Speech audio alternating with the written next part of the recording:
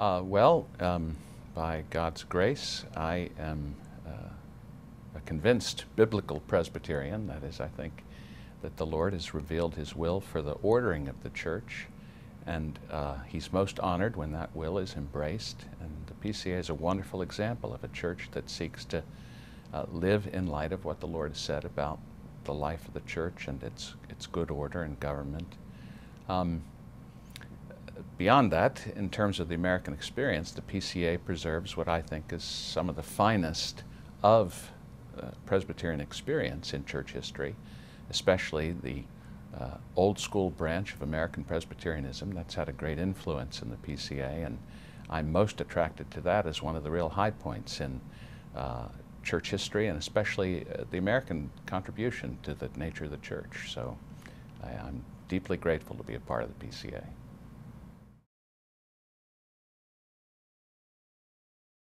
I have long felt that it's scandalous that we have so little contribution to denominational agencies, particularly the administration committee. I understand a little historically of why that's true. Many of us came out of denominations where when we made contributions to denominational agencies, the money was used in a way that we really thought was wrong. Not just unwise, but funding missionaries who didn't preach the gospel, funding social programs that were against the life of the gospel. So that I think many of our churches got habituated to the idea that the denomination was the enemy and you don't fund the enemy's efforts.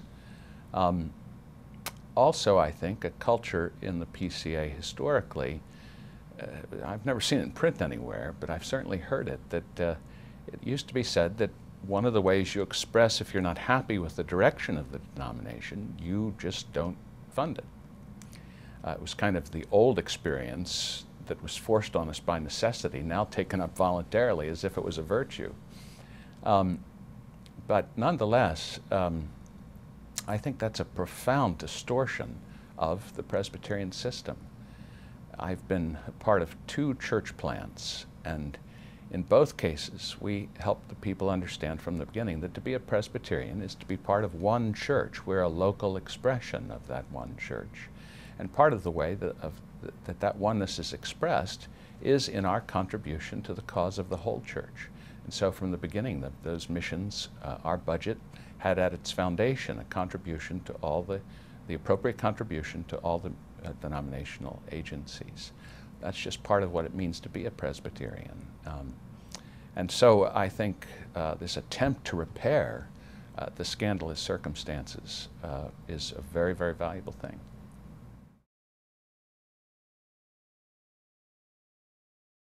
It's been suggested that somehow this plan violates certain provisions of chapter 25 of the Book of Church Order. In those provisions, it's repeated in various forms, either that the contributions of the churches to the denomination are voluntary, to be freely given, not to be the result of coercion or the use of force. And these provisions are applied to the funding program. I think it's fundamentally a category mistake. By that I mean that those provisions in their historical context refer to a denomination where the higher courts sought to claim rights over the property of the lower courts and were willing to use force to make that claim good. That is, the force of civil courts and so on. And so those provisions were designed to say that the PCA is never going to be like that. When you made contributions to the church, it was because you loved the church, you wanted to see it supported, you wanted to see its programs provided. Now, this AC funding program actually has nothing to do with those provisions at all, because those provisions never were taken to mean that Christ's fundamental principle had been vitiated. That is to say, the New Testament says, for example, Paul in Romans, he says, a person's wage is not a gift, but it's what it's earned through his work. The Old Testament has warned us, don't hold the wages of a worker overnight. That is, when a person's labored, he deserves to be paid. Christ's own principle for the care of his disciples was, a laborer is worthy of his hire. Now all of that sets out a principle of quid pro quo, this for that. If you do work, you deserve to be paid. And Paul applied that then to the life of the church, both in Corinthians and in the pastoral epistles. Now what that means is that the founders of the denomination who wrote chapter 25 never understood that those provisions meant that if the denomination provided services and asked to be paid for those services, that somehow that was coercion, or that it removed it from being free. It's a different category altogether. Now it's a category of fairly and equitably paying your part in what it costs for a service to be rendered. So, for example, the denomination publishes the Book of Church Order. Now, of course, it's available free online. But for the whole first part of the life of the denomination, if you wanted a Book of Church Order, you paid for it. And nobody ever suggested that that was coercing money out of the lower courts. It was just understood. If the denomination prints the thing, you have an obligation to pay for part of it. We have a retirement program.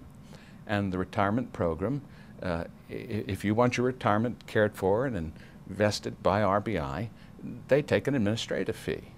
And no one ever suggested that that was a violation of this principle of non-coercive voluntary contributions, because it's not that category.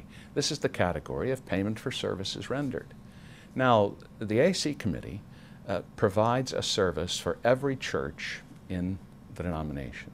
It provides a service in organizing the assembly and pulling it off. It provides a service for the record keeping of the church, which is part of our very meaning and existence, our memory of what we've been about in the past. It provides for the judicial procedures at the higher court. And all of this serves the whole church.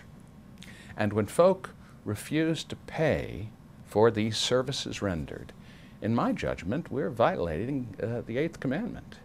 And as I said, I think it's scandalous. I think that when the church refuses to pay, it's defrauding those who were hired to accomplish these things.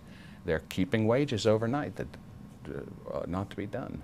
And they're defrauding the churches who are contributing. They're contributing a far greater percentage than they ought to with respect to the whole. So the allegation that it's unconstitutional rests on a category mistake. Nothing about chapter 25 undermines Christ's principle that a laborer is worthy of his hire and that we ought to be prepared to pay for the services. Now, particularly, this is seen that from the beginning, nobody ever suggested that when you paid a fee to attend assembly, that that was coercive, that somehow it violated chapter 25. This is just a different, more elaborate version of that same point, and therefore I think there is no substance whatsoever to the argument out of chapter 25.